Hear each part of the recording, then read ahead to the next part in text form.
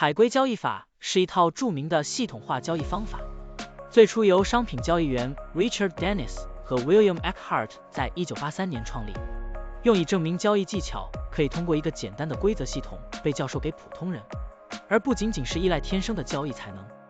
海龟交易系统并不限定于特定的商品或市场，它可以应用于股票、加密货币、期货和外汇等各种市场。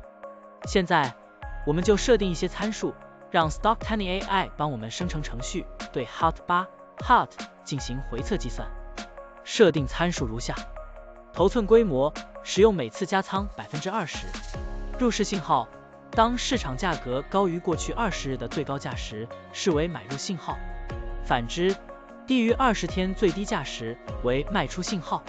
加仓策略，每当价格移动到1/2的20日均幅指标 ATR 时加仓一次。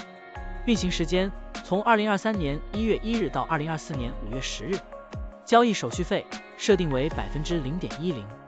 好了，按照上面的设定，视频下方就是持仓的情况，蓝色为股票仓位，黄色为现金仓位。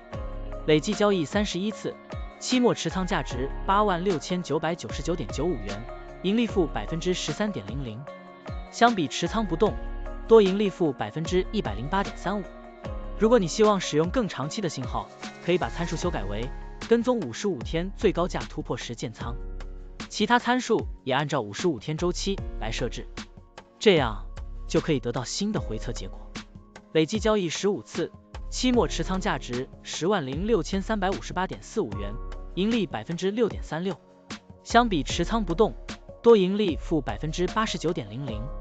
股票的波动特性不一样，盈利效果就不同。参数设定不同，盈利效果也会不同。怎样找到最优的组合呢？请评论区留言，让 Stocktiny AI 来帮助你。股票调优 AI， 利用 AI 技术赋能您的股票选择与操作。本站内容不构成对任何人的投资建议，您应当基于自己的独立判断做出决策。扫描二维码获取文字稿，欢迎点赞、评论、转发。